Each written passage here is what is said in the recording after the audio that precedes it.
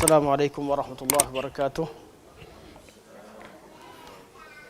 Bismillahirrahmanirrahim. Alhamdulillahirabbil alamin. Nahmadullaha ta'ala wa nashkuruh wa nusalli wa nusallimu ala sayyidina Muhammadin alladhi ballagha ar-risalah wa adda al-amanah wa nasaha al-ummah hatta atahu al-yaqin wa ala alihi wa sahbihi ajma'in. Subhanaka la ilma lana illa ma 'allamtana innaka antal alimul hakim.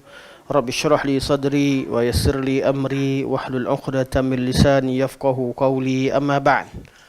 Fa inna asdaqal hadithi kitabullah wa khairal hadi hadi Muhammadin sallallahu alaihi wasallam wa syarrul umuri muhdatsatuha wa kullu muhdatsatin bid'ah wa kullu bid'atin dhalalah wa kullu dhalalatin finnar, thumma amma ba'd. Tuan-tuan dan puan-puan yang dirahmati Allah, insya-Allah pada hari ini kita sambung pada muka surat 170 Syarah Akidah Tahawiyah jilid yang kedua, karangan Al-Imam Al-Allamah Ibn Abil Izz Al-Hanafi rahimahullah, yang diterjemahkan oleh Profesor Dr. Hasnan bin Kassan, terbitan Jakim.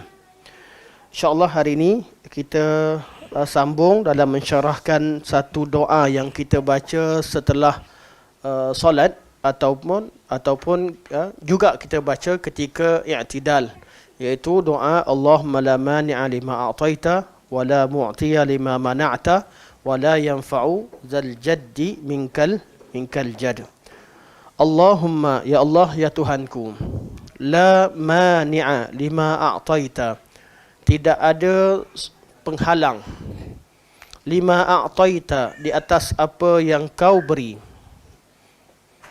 wala mu'tiya lima mana'ta, dan tidak ada pemberi, lima mana'ta, atas apa yang kau larang,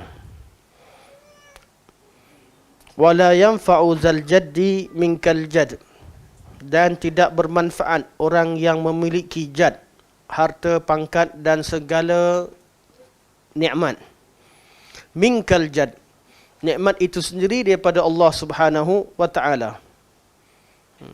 Inilah doa yang kita baca. Kata Syekh, oleh kerana terjemahan sini ada banyak yang diumumkan, sedangkan syarah Syekh itu lebih detail, jadi ana akan baca juga teks bahasa Arab.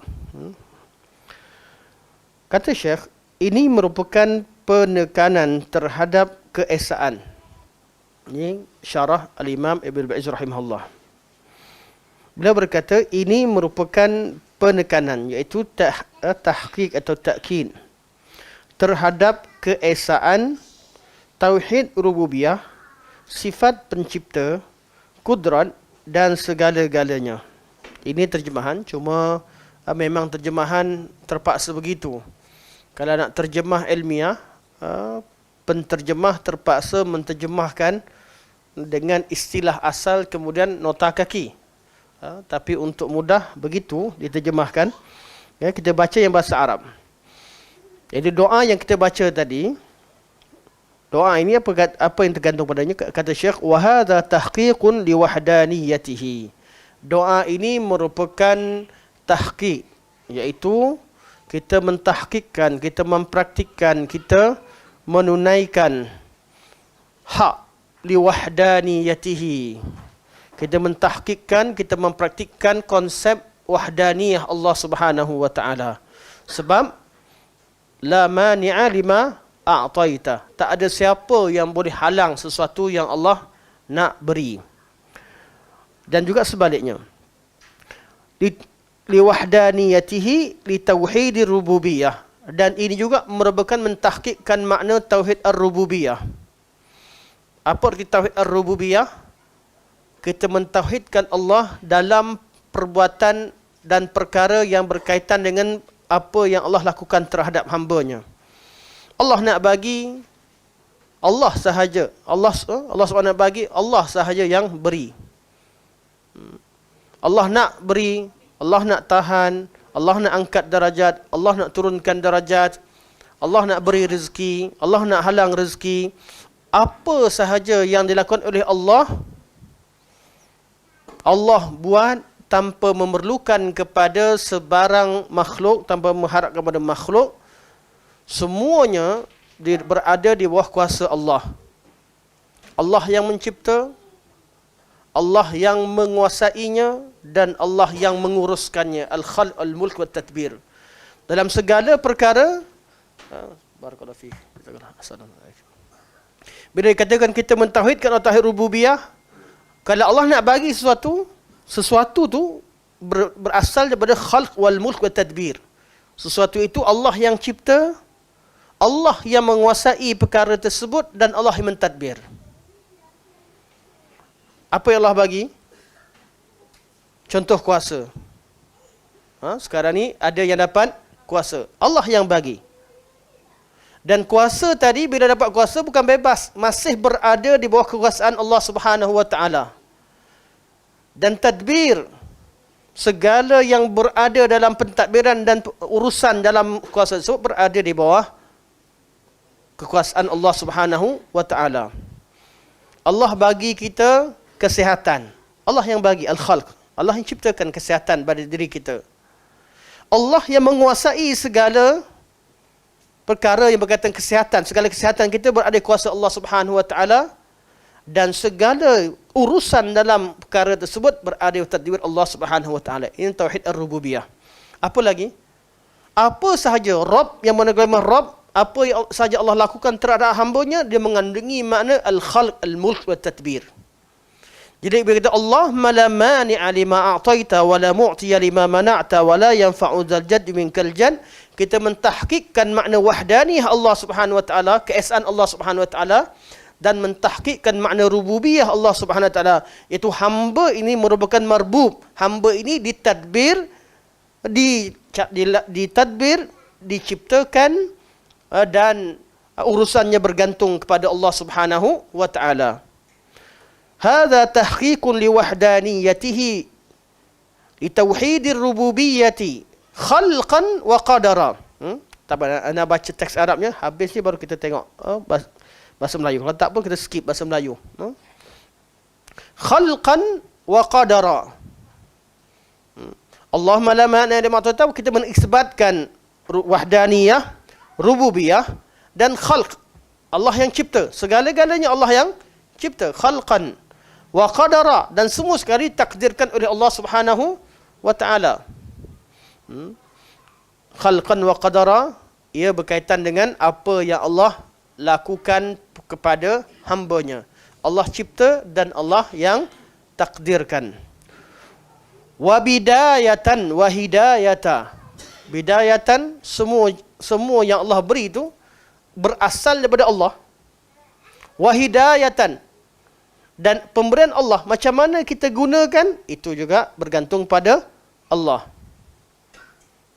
Kita, Allah bagikan secara bidayahnya, lahir ada tangan. Bidayatan, nikmat Allah secara bidayah. Lahir ada tangan, ada pendengaran dan sebagainya. Nikmat Allah, bidayatan. Allah yang bagi. Semuanya bermula dengan pemberian Allah Subhanahu Wa Taala. Wa hidayatan, tangan kita nak guna untuk apa pun Allah ajar. Dah dapat tangan, kemampuan kita menggunakan tangan ini, ada orang boleh tampar lah, tampar orang pun masuk juga. Ada orang dia boleh guna untuk masak, kan. Ada orang boleh guna untuk menulis, itu nama hidayah. Dalilul hidayah. Kita belajar dalam tauhid antara tauhid rububiyah, dalilnya apa? Dalilul khalq, dalilul taswiyah, dalilul hidayah, dalilul takdir, yang kita belajar. Bila Allah cipta, khalaqa, allazi khalaqa, Allah cipta satu benda, berarti ada kepada ada, Allah yang cipta. Fasawwa, semua ciptaan Allah ini adalah ciptaan yang sempurna, tak ada yang tak sempurna. Wallazi qaddara, bila Allah cipta dengan sempurna, kesempurnaan tadi Allah bagi dengan kadar yang sesuai, ukuran yang sesuai. Allah bagi kita mata kita nampak khalq, Allah yang ciptakan. Dan penglihatan kita ada taswiyah, Allah sempurnakan. Dan penglihatan kita ada kadar yang paling sesuai. Ketajaman mata kita nampak satu benda, kadar yang paling sesuai untuk kehidupan kita. Kita boleh nampak, kurang sikit tak sesuai, lebih pun tak sesuai. Kalau lebih muka Abang Wan ni handsome macam ni, berubah jadi tak handsome. Sebab apa? Kita nampak semua bakteria yang dekat muka macam mana. Kita lebih detail lagi nampak. Air yang jernih, kita nampak lebih daripada tu, kita nampak macam-macam binatang dalam ni. Ingatkan jernih, ingatkan bersih. Jadi tak bersih. Pandangan mata kita. Nama tu nama takdir. Dari takdir Allah letakkan kadar. Jadi kata Syekh, khalqan wa qadara wa bidayatan wa hidayata. Semua tauhid ar-rububiyah. Mentahqiq, kita katakan tauhid rububiyah ini, okay, Allah yang cipta, Allah Subhanahu wa taala satu-satunya Tuhan yang mencipta kita, yang rububiyah, yang segala makna rububiyah. Allah yang memelihara kita, Allah Tuhan kita, Rabb kita. Secara khalqan, dia ciptakan kita, wa qadaran, dia yang mentakdirkan kita, kadar kita. Cipta kita, Allah kadarkan umur berapa lama hidup. Berapa banyak kekuatan yang ada, semua Allah takdirkan. Wa bidayatan, semua benda yang kita dapat berasal daripada Allah. Wa hidayatan, dan semua yang kita miliki, macam mana cara nak gunakan nikmat Allah, Allah pun beritahu. Semua orang ada otak, ada akal. Tapi nak guna otak belum tentu. Ada orang bertindak macam tak ada otak, betul? Ini cerita betul. Walaupun kita tengok kelakar, otak semua ada. Tapi masa tu tak dapat hidayah. Masa tu Allah tak bimbing. Dia bercakap macam tak ada otak. Dia bertindak macam tak ada otak. Itu bab otak, bab akal Allah berikan. Asal ada akal. Allah bagikan bidayah dan ada akal. Tapi secara hidayah, menggunakan akal, mungkin ada orang yang tak dapat gunakan akal. Ilmu Allah beri. Tapi ada orang, hidayatan artinya tiap-tiap kali kita menggunakan nikmat Allah itu merupakan hidayah Allah. Anak-anak Allah berikan, mereka mempunyai mulut, ada suara, dia pun menangis. Kan? Dia makan. Siapa ajar? Allah. Lahir-lahir boleh menangis, hisap susu. Nak kat tiba-tiba boleh buang air. Mak ayah tak ajar anak buang air. Tunggu je, dah terberak belum? Dah ada najis ke tidak? Tunggu sahaja. Allah yang berikan, Allah yang ajarkan, tu nama khalqan wa qadaran wa bidayatan wa hidayah. Sebab tu kalau nak terjemahkan istilah ni, dia memang tak jumpalah, memang susah nak terjemahkan, kecuali penterjemah kena letakkan istilah tu balik dan kena syarahkan satu persatu tiap-tiap istilah yang disebutkan oleh Syekh. Sebab tu syarah Tahawiyah ni, Imam Ibn Aziz rahimahullah, beliau memang menggunakan istilah ilmu tauhid. Kita kalau buka kamus jumpa makna, tapi makna lain. Makna lain daripada apa yang diinginkan oleh penulis. Khalqan wa qadaran wa bidayatan wa hidayata. Ini semua dalil tauhid, dalil tauhid ar-rububiyah. Dalil tauhid ar-rububiyah. Kalau kita belajar bab rububiyah, semua ni mesti ada.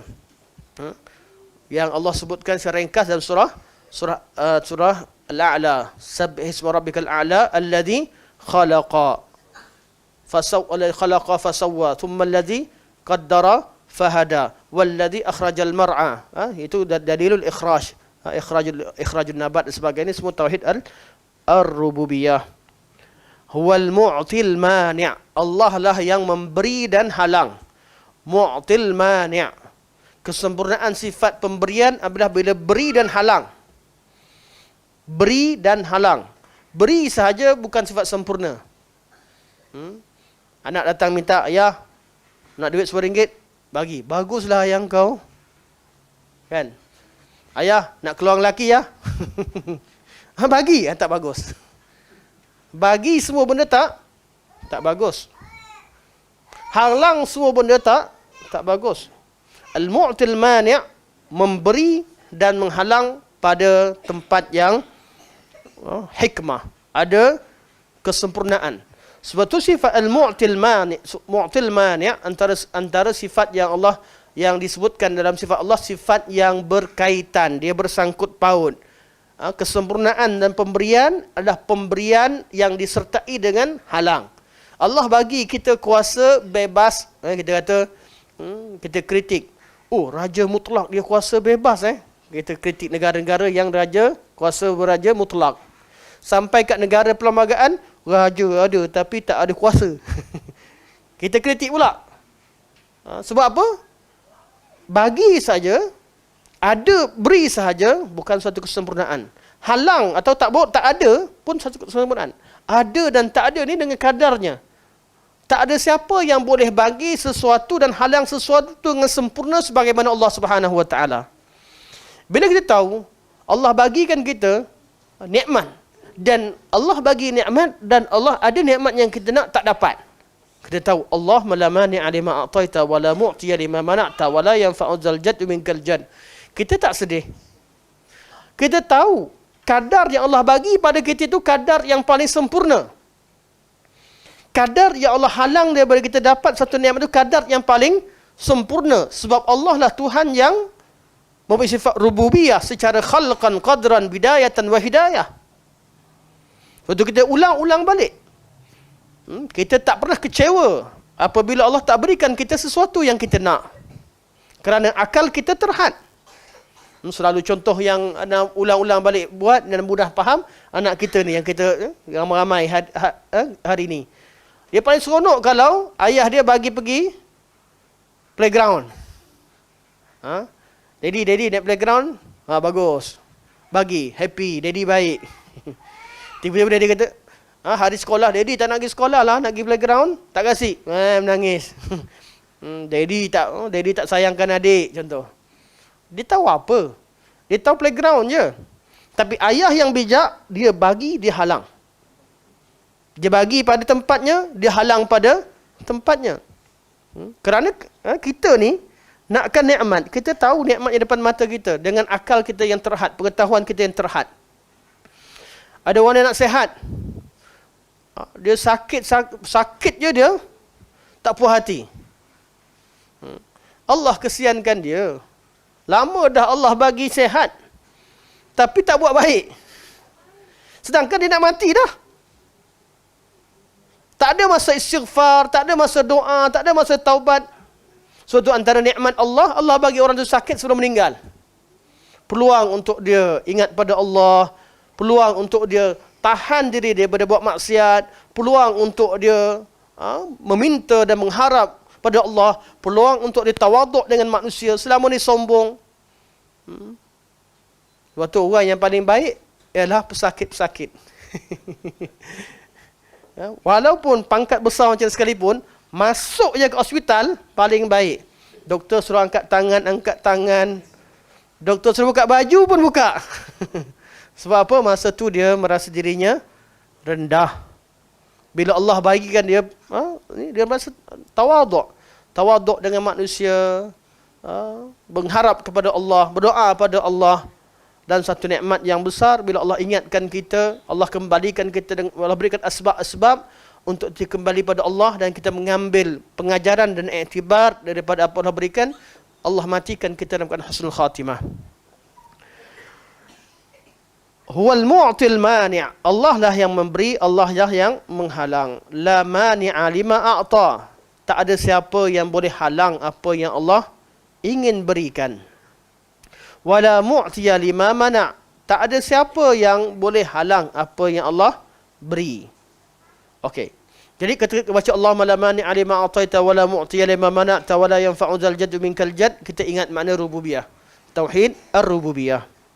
Kata Syekh, wali tauhidil ilahiyah. Begitu juga bila baca Allahumma la mani'a lima a'taita wala mu'tiya lima mana'ta wala yanfa'u dzal jaddu minkal jadd, kita tahu maksud dalam ayat ini juga, dalam doa ini juga mengandungi makna tauhid ilahiyah atau tauhid al-uluhiyah. Kita mentahqiqkan makna tauhid al-uluhiyah. Bagaimana? Syar'an wa amran wa nahyan. Bila Allah bagi pada kita, Allah beri, Allahumma la mani'a lima a'taita wa la mu'tiya lima mana'ta wa la yanfa'u dzal jaddu minkal jadd. Pemberian Allah berkaitan dengan Allah turunkan wahyu. Allah berikan syariat. Allah berikan ilmu. Allah berikan hidayah, berikan ilmu. Ini bentuk-bentuk pemberian berbentuk dalam bab syarak. Bab kesihatan, semua bab ni berkaitan dengan rububiyah. Allah juga beri dengan bab uluhiyah. sempat kita hidup sampai hari Jumaat. Allah bagi dan sempat.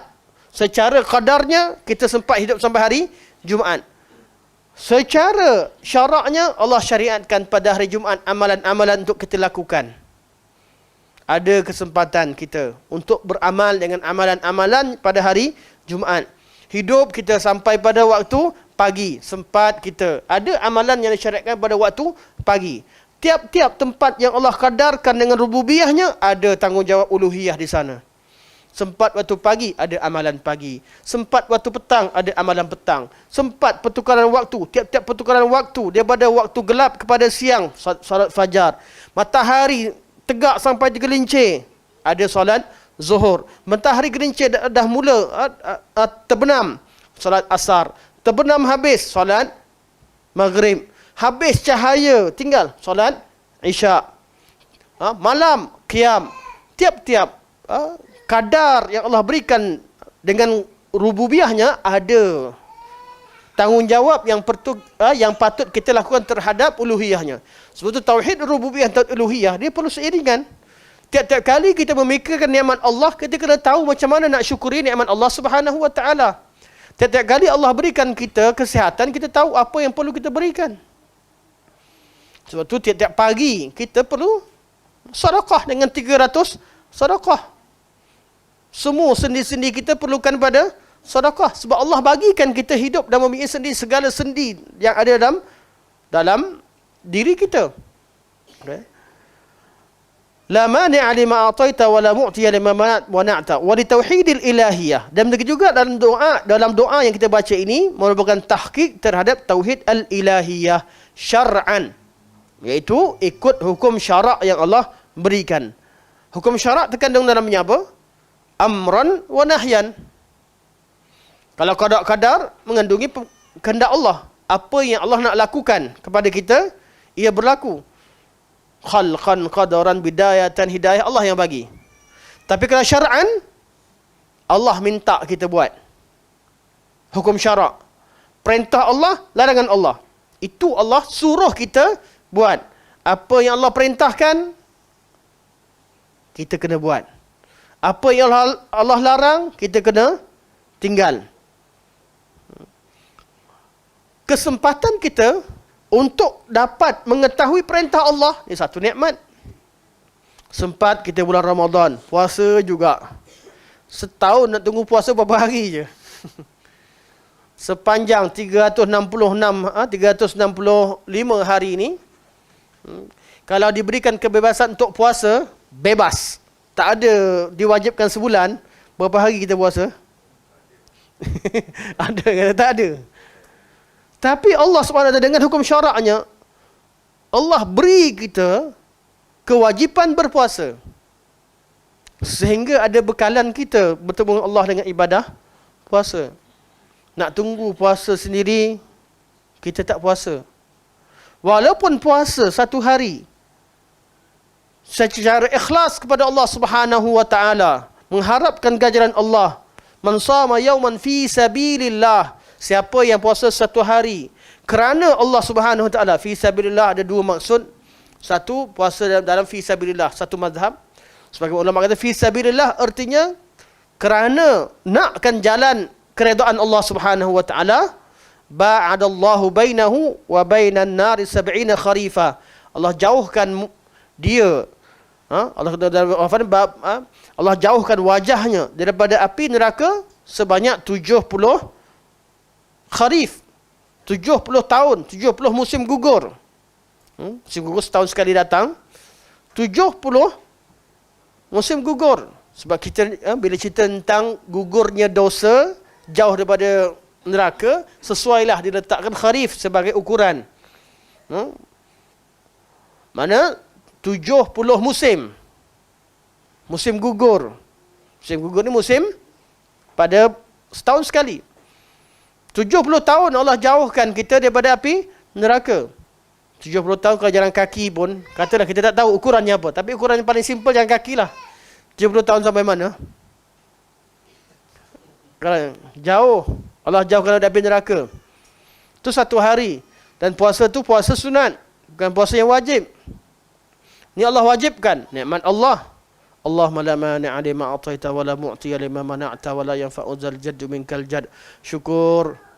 Syukur Allah berikan kita nikmat-nikmat. Syukur Allah berikan kita kesempatan untuk beribadah pada Allah Subhanahu wa taala. Syukur kita hadir majlis ilmu dengan segala kelebihan yang Allah janjikan kepada kita. Bila Allah apa sahaja yang kita mampu lakukan. Sama ada Allah apa sahaja yang Allah beri pada kita dan apa sahaja yang kita lakukan kepada Allah, ini merupakan pemberian daripada Allah Subhanahu wa taala. Wa nahyan, dan larangan. Banyak yang kita tinggalkan kerana Allah. Wa huwa anna al-ibada wa in kanu yu'tawna jaddan mulkan wa 'azamatan wa bakhtan wa riyasatan fi adh-dhahir aw fi al-batin ka ashabil mukashafat wa at-tasarrufat al-khariqah fala yanfa'u zal jadd minkal jadd ay la yunjihi wa la yukhrisuhu wa lihadha qala la yanfa'uhu minka wa lam yakul la yanfa'uhu 'indak li'annahu law qila dhalika awhama annahu la yataqarrabu bihi ilayka lakin qad la yadurruh. Kata Syekh lagi, kalimah Allahumma la mani'a lima a'taita wa la mu'tiya lima mana'ta wa la yanfa'u dzal jaddu minkal jadd ini mengandungi tahqiq terhadap wahdaniyah Allah Subhanahu wa taala. Mentahqiqkan makna rububiyah Allah Subhanahu wa taala, mentahqiqkan makna uluhiyah Allah Subhanahu wa taala.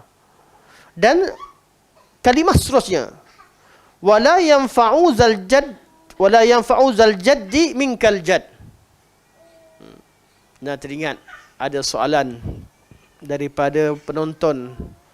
Bila doa ni dibacakan, Syekh sedang syarahkan, penonton tanya, Syekh, jad ni maksudnya tak ada atuk ke? Dia panggil atuk. Jad ni kena atuk. Kita hafal satu je. Jad bukan maknanya atuk.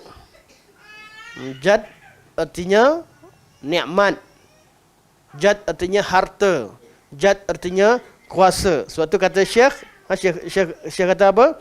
Mulkan wa 'azamatan wa bakhtan wa riyasatan fi zahir. Syekh kata, walaupun hamba itu diberikan kepada mereka jad dalam bentuk mulkan, kekuasaan, wa 'azamatan, dan kebesaran, wa bakhtan, kekuasaan juga maksudnya, wa riyasatan, juga kekuasaan, riyasah, ataupun jadi ketua. Kuasa tak semua jadi ketua. Tapi riyasah, kuasa, jadi ketua. Ada orang ada kuasa tapi tak jadi ketua. Ketua tu tunduk dengan dia. Tapi dia tak jadi ketua. Tapi dia berkuasa. Sebab tu bakhtan wa riyasatan. Bahasa Arab ni diguna istilah yang spesifik. Ada kuasa dan jadi ketua. Fi zahir, secara zahirnya hamba itu diberikan segala jad, harta, kuasa, pangkat dan sebagainya. Au fil batin, atau benda pemberian Allah yang batin, yang tak nampak. Pemberian yang tak nampak berbentuk ilmu dan sebagainya. Ka ashabil mukashafat, seperti orang-orang yang diberikan pengetahuan yang luas. Atau diterjemahkan dengan, kalau ilmu tasawuf sebut benda ni mukashafat, orang yang dapat kasyaf. Tahu kasyaf? Dia nampak satu perkara yang orang tak nampak. Boleh jadi tidak? Boleh jadi dengan erti mukasyafat yang betul. Bukan dengan erti mukasyafat batiniyah, sufi yang batil. Boleh tak orang tengok muka kita, tahu isi hati kita? Oh, dia tu kasyaf tu. Jangan main dengan ustaz tu, dia kasyaf. Ramai pelajar perempuan takut dengan ustaz-ustaz tertentu yang dikatakan kasyaf. Kalau kasyaf, dia nampaklah semua benda Sampai tahap macam tu, orang faham. Dia tahu semua benda. Kalau isi hati pun dia tahu. Dan memang ada yang jahat. Tak payahlah awak sembunyi-sembunyi pada saya. Orang lain awak boleh sembunyikan, awak tutuplah apa sekalipun. Dengan saya nampak semua. Ada yang gunakan begitu. Yang gunakan kepercayaan, mengeksploitasikan kepercayaan batil orang kepada dia.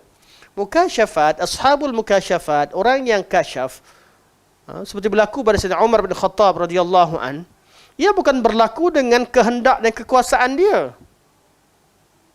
Dia tidak memiliki. Bukanlah, oh dia ni wali ya, dia boleh kasyaf. Oh dia ni boleh jalan atas air. Baru semalam saya tengok cerita Wali Songo. Kelakar-kelakar lah. Layan. Cuti. Dah cuti-cuti. Tak ni. Tak ada kuliah. Tengok-tengok ada keluar kat Facebook Wali Songo. Oh macam-macam dia punya kuasa yang bagi. Mengarut. Bukan kita menafikan wujudnya Wali Songo. Mungkin ada orang ada. Tapi cara penyusunan cerita tu nampak sangat pengarah ke yang buat cerita, pengarah ke penerbit? Pengarah yang buat cerita tak faham, penulis tak tahu yang buat filem lah yang terlibat semua tak faham tentang makna tauhid sebenar. Seolah-olah dia memiliki semua benda, semuanya milik sakti, lawan sakti. Bila berdakwah tu jumpa dengan tukang sakti, sakti lawan sakti. Mana pernah nabi-nabi pergi lawan sakti, siapa menang lawan sakti pukul. Jumpa tiap-tiap masuk satu kampung kena silat, jumpa orang paling kuat dari sakti, lawan-lawan dulu. Saya tengok semalam yang jenis yang rambut dia rambut dia ada sakti. Tak sempat habis cerita sebab ke Facebook dia keluar sikit je. Tengok sikit je lah. Mana rambut dia ada sakti, orang nak potong pun tak dapat, kuat lah. Kuat, boleh lawan dengan macam-macam. Apa ni, ini cerita. Bab karamah bukan begitu maknanya. Karamah ini orang-orang yang Allah berikan kepada mereka suatu kelebihan tertentu pada waktu tertentu ketika Allah nak zahirkan agama Allah Subhanahu wa taala, atau Allah nak bersihkan dia daripada tuduhan tertentu, atau Allah nak muliakan dia pada kadar tertentu. Juraish ada karamah. Bila orang pun tuduh dia sebagai penzina, tak ada dah, dia tak nak cakap apa. Perempuan tu datang bawa anak, semua bukti cukup. Mak dia pun tak tahankan dia, tak ada siapa tahankan, duduk seorang. Dia tak tahu apa.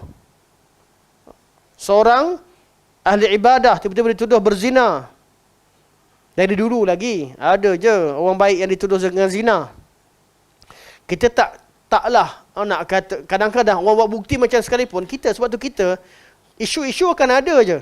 Ustaz ni sekian dan sekian didakwa di mahkamah, kita ni yang kena tahan mulut kita. Tak payahlah ulas, kita tak tahu apa cerita di sebaliknya. Juraish, masa kena tu, perempuan tu datang bawa anak. Dan tak ada apa dia boleh cakap. Dia hanya mampu berdoa kepada Allah Subhanahu wa taala. Dia tengok budak tu, dia cocok kat perut budak tu. Budak tu terus suara. Terus bercakap, sesungguhnya aku anak kepada Fulan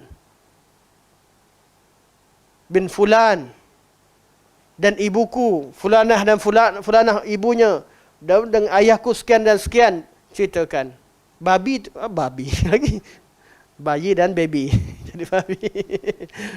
Bayi tadi, sebab tu saya tak suka cakap dua bahasa kadang-kadang. Dia terbawa-bawa.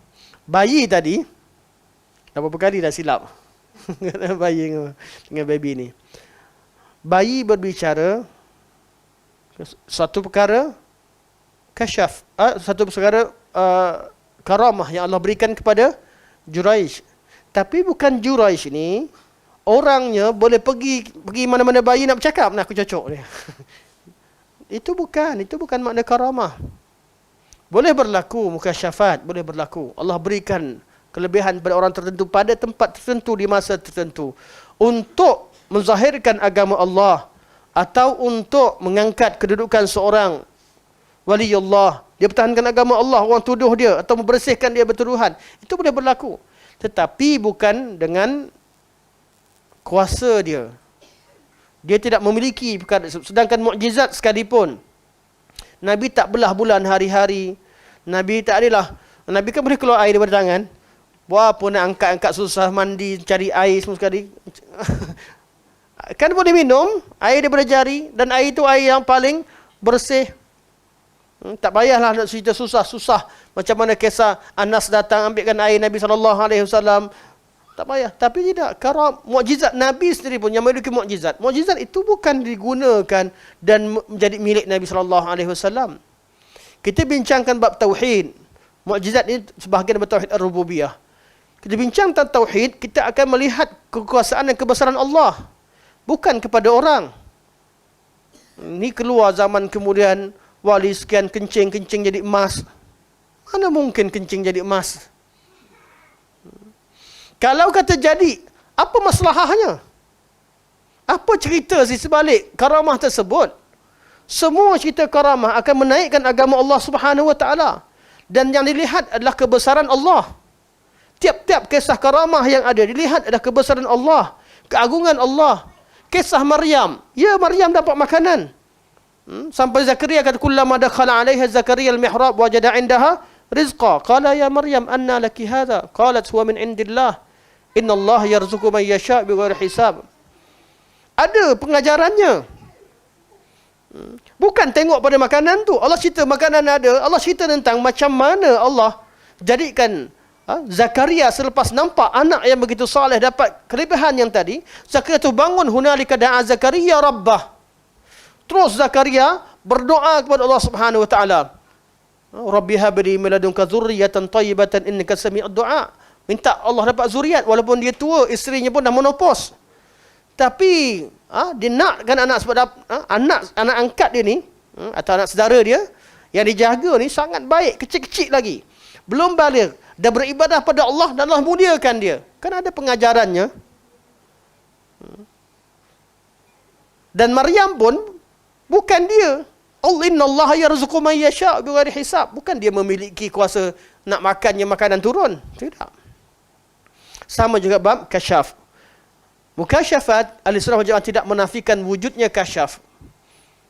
Namun, kisah berkaitan dengan kasyaf, ia memerlukan kepada penukilan yang sahih. Dan tiap-tiap kelebihan ataupun karamah yang Allah berikan kepada seorang wali, pasti ada kepentingan agama di sana. Dan itu tidak dimiliki oleh mereka. Wa tasarrufatil khariqah, dan ada orang dapat buat benda yang luar daripada adat. Maksudnya pemberian Allah. Kadang-kadang Allah bagi orang tu alim ilmu, kadang-kadang Allah bagi dia berlaku pada dia perkara mukasyafat, dia nampak benda tertentu pada waktu tertentu, kan? Tengah lari-lari kena kejar dengan musuh. Dalam hutan tak pernah masuk. Tapi dia kata, jom, ada jalan. Aku kata, mana ada jalan? Ikut aku. Jalan. Selamat daripada tentera. Selamat daripada kena kepung. Itu berlaku di Afghanistan. Banyak kisah. Saya tengok banyak cerita karamah ni. Sebahagian bercerita yang orang Afghan cerita di kalangan Ahlussunnah wal Jamaah. Saya tak dengar cerita yang karut-marut orang cerita. Di kalangan Mujahidin Ahlussunnah ni mereka kata, pernah suatu ketika mereka dikepung oleh tentera Rusia. Masa perang dulu. Nak lari tak tahu lari mana. Ada dua kisah. Sekali mereka lari waktu malam, lari-lari sampai mereka selamat. Besok pagi bangun-bangun nak pergi wuduk, ada air, wuduk. Lepas wuduk tengok mana jalan keluar. Kita lari dari mana malam tadi Tengok-tengok tempat mereka duduk situ ada di atas satu pulau. Macam mana boleh lepas sampai pulau ni, patut tak kena kejar. Okey. Berlaku, tapi bukan mereka ada kelebihan jalan atas air. Berlakunya karamah pada mereka. Kalau kisah tu sahih lah. Tapi cara penceritaan, tak adalah nak angkat mereka dari berjalan atas air. Tapi nak cerita Allah selamatkan mereka. Pada suatu ketika yang lain, ketika mereka tersesat dalam hutan. Tiba-tiba kawan dia kata, ada jalan. Mereka pun ikut. Oh, rupanya ada jalan. Tengah hutan, rupanya ada jalan untuk lepas. Besok pagi tengok peta, macam macam bukit dalam tadi tu lalu tu. Dari mana wallahualam? Mungkin mereka silap ke sebagainya, tapi Allah selamatkan. Allah tunjukkan jalan yang mana mereka selamat, yang selama ni orang tak nampak. Benda macam ni boleh berlaku tidak? Boleh berlaku. Tapi bukan diguna pakai untuk kepentingan manusia tertentu. Semua ini boleh berlaku dengan kehendak Allah Subhanahu wa taala dan dengan asbab-asbabnya. Sebab tu kita tidak menafikan secara keseluruhan. Kita juga tidak membabi buta percaya semua cerita. Apatah lagi kisah-kisah mukasyafat, kisah-kisah karamah yang melanggar hukum syarak. Saya tengok satu video, seorang Habib ni cerita. Habib Fulan dan Fulan, saya lupa nama Habib Fulan. Karamahnya Pak, dia kata, dia boleh pergi ke kubur orang Kristian, masukkan orang Kristian, masukkan masukkan Islam, orang Kristian, kubur-kubur orang Kristian, masukkan Islam di alam barzakh. Ni dari mana? Allah dah sebut dah. Nabi dah beritahu dah, dunia ni je waktu bila dah mati su'ul khatimah, mati kufur, doakan pun tak boleh. Ni cerita dia punya karamah dia sampai masuk ke alam, ke kubur, masukkan orang kafir jadi Islam. Yang lain pula kata tak payah pun, orang Kristian tu kenal Allah tu ma'rifatullah dah habis dah. Dah Islam dah, Islam akhirat, dunia ni dia kafir. Lain pula. Yang ni pergi Islamkan pula. Penghujungnya semua ni orang-orang yang tak betul. Tak betul fahaman dia, silap sebagainya.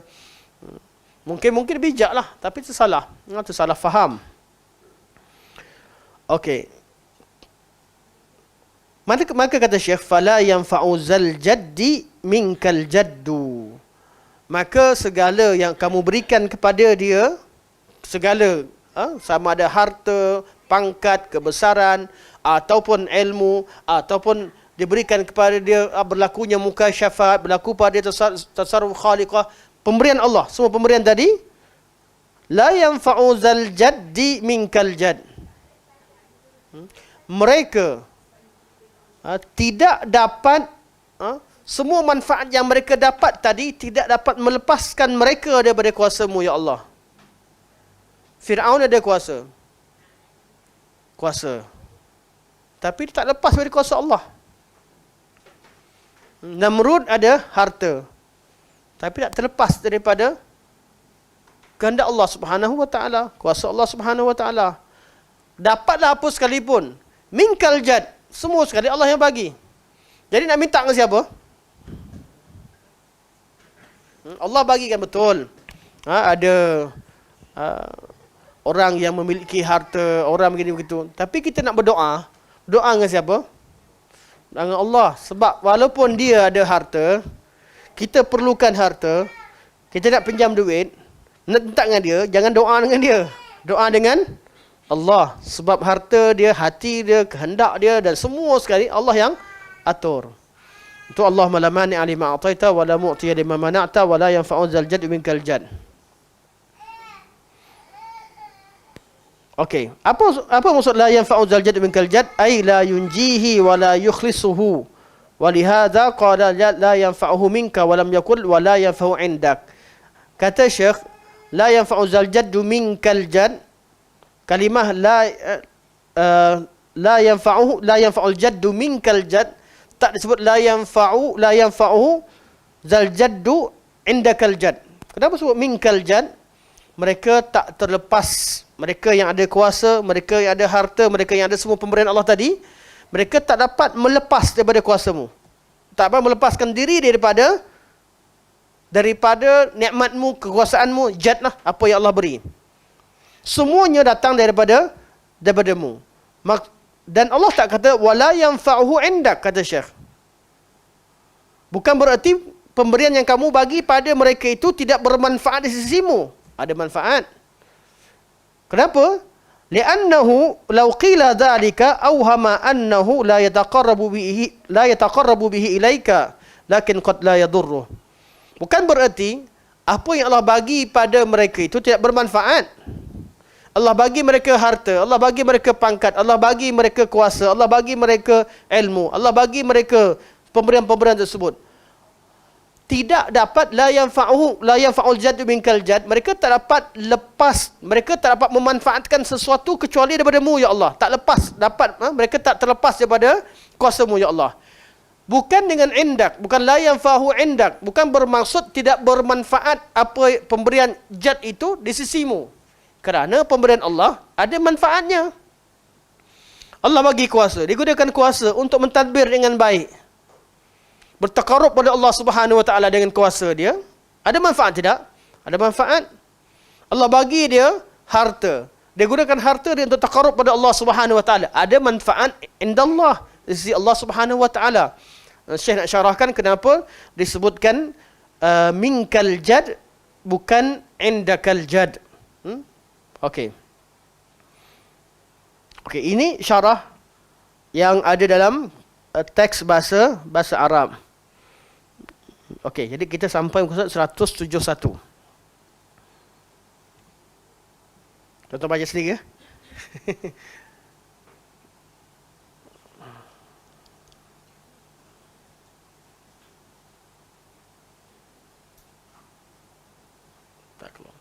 Okey.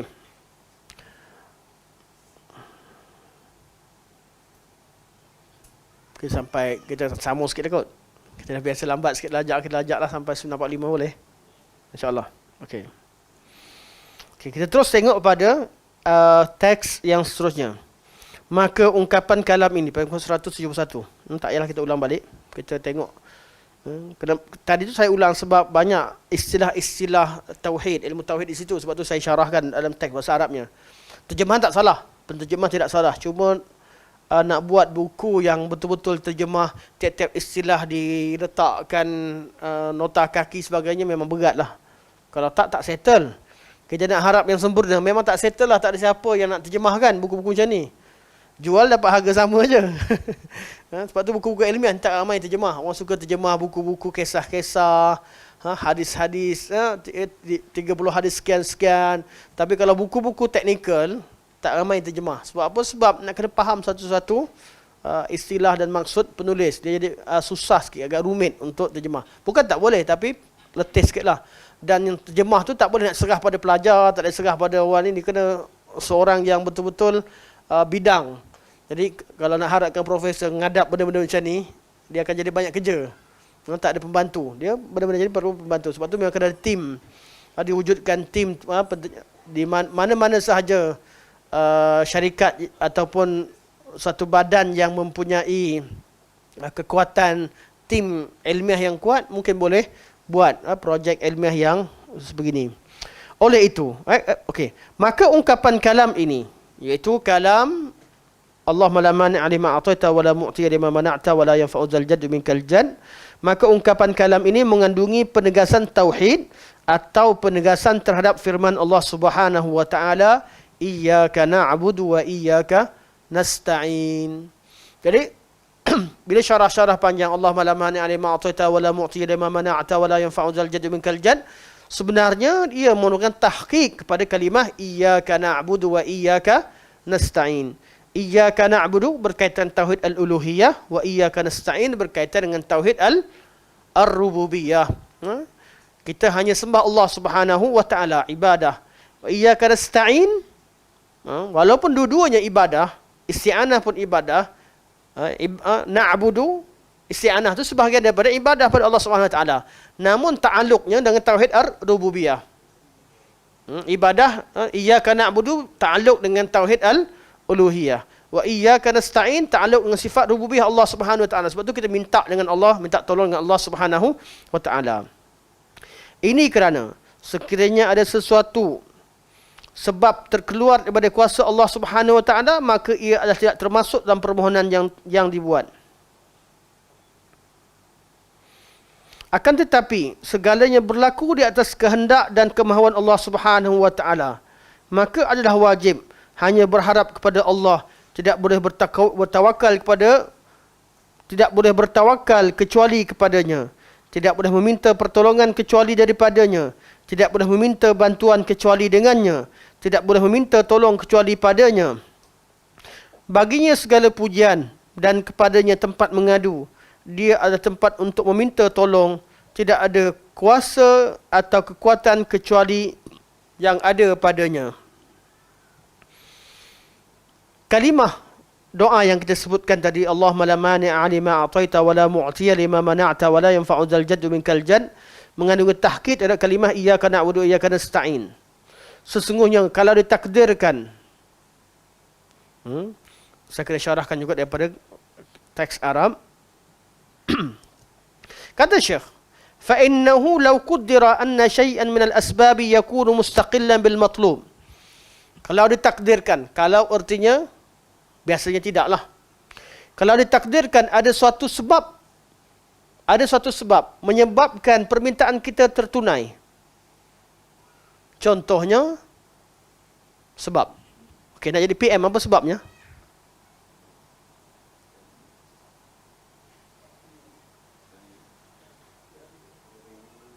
Sebabnya banyak. Ini yang saya cerita.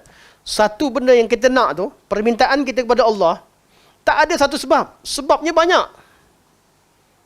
Sebabnya banyak. Tapi, ditakdirkan, kalau ada satu memang ada sebabnya. Satu je. Memang, kalau kita nak satu benda tu je yang kita nak. Contohnya kita ambil contoh lain dah.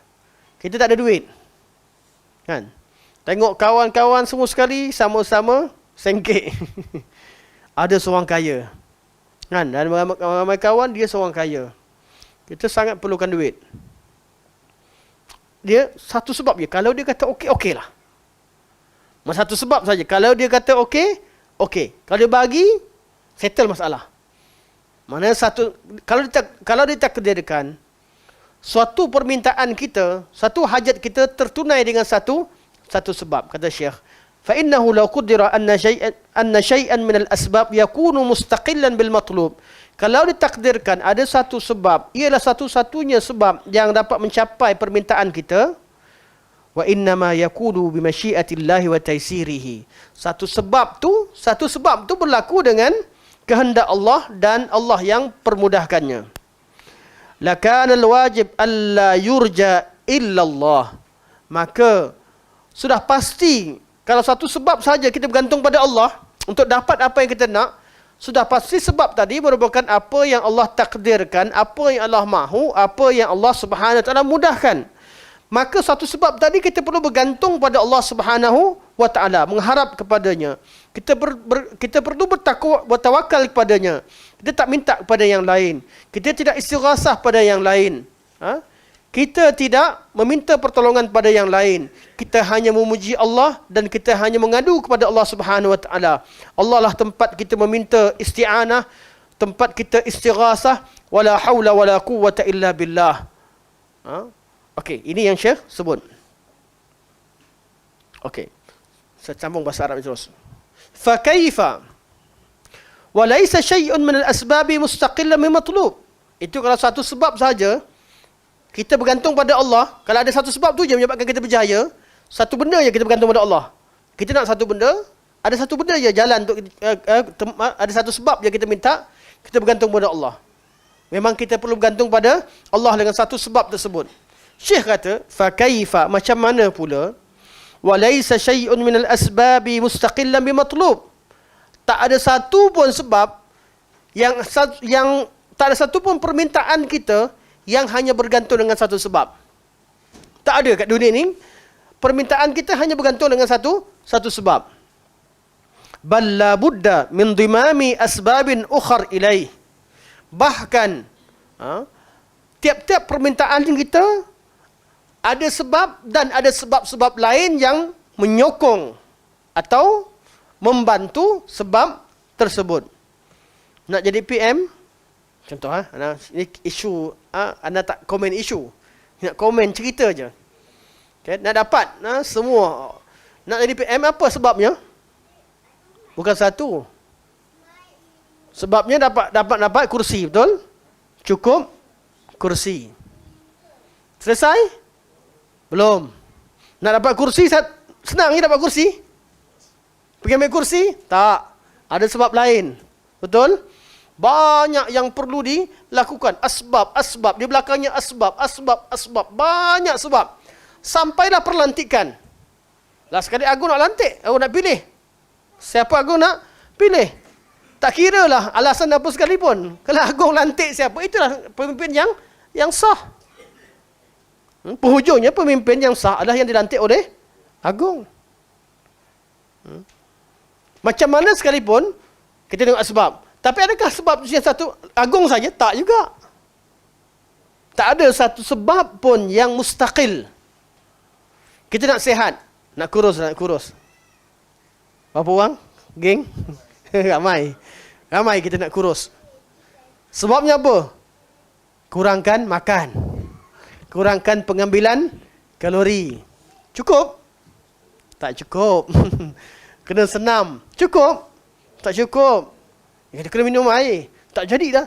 Kena lagi. Satu kehendak kita tidak tertunai dengan satu sebab. Jadi kalau nak minta pada selain Allah, dia mampu ke bagi semua sebab tu?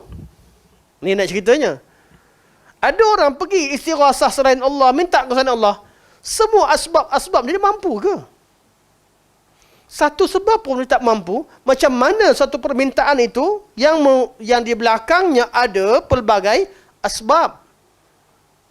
Adakah cukup? Syekh terangkan lagi. Syekh kata,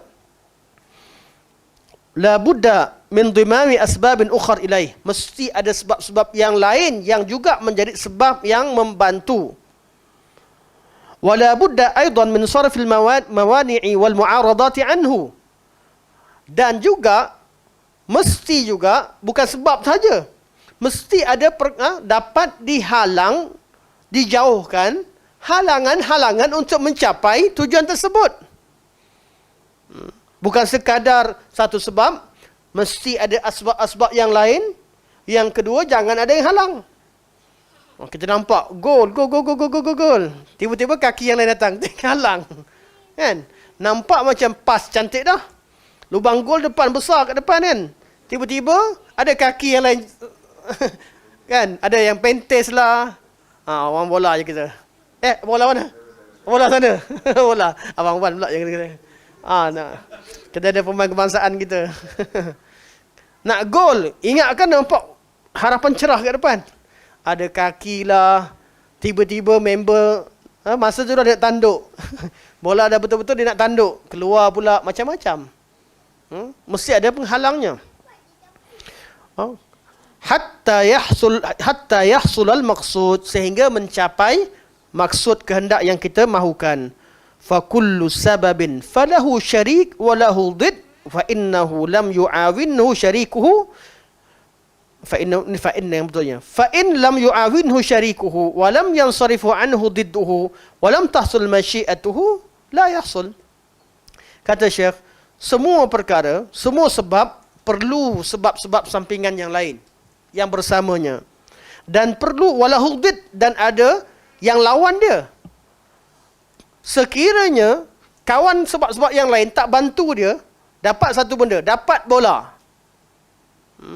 Tapi ada sebab yang lain. Sebab-sebab yang lain, dapat sepak semua, dan tak ada yang halang. Yang sebab membantu tidak ada, penghalang-penghalang pula tidak dijauhkan, maka tak terhasillah suatu permintaan. Syekh bagi contoh. Contoh dalam kepala anda banyak, tapi kita habiskan apa yang Syekh bagi contoh. Wal mataru wahdahu la yumbitun nabat. Air hujan sahaja tidak menumbuhkan tumbuhan. Illa bima yandammu ilaihi minal hawa'i wat turab wa ghairi dhalik. Menumbuh kecuali apabila dibantu dengan sebab yang lain. Udara, cuaca, tanah dan lain-lain sebab. Hujan salah satu sebab. Kita nak tanam, air saja tak cukup. Mesti ada sebab-sebab yang lain untuk maksud kita nak tanam pokok tadi, pokok jadi tumbuh.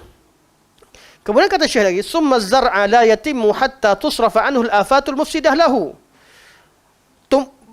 Tumbuhan kita atau pokok yang kita tanam tadi tidak boleh tumbuh kecuali selamat daripada penyakit-penyakit yang menyebabkan dia mati atau dirosak.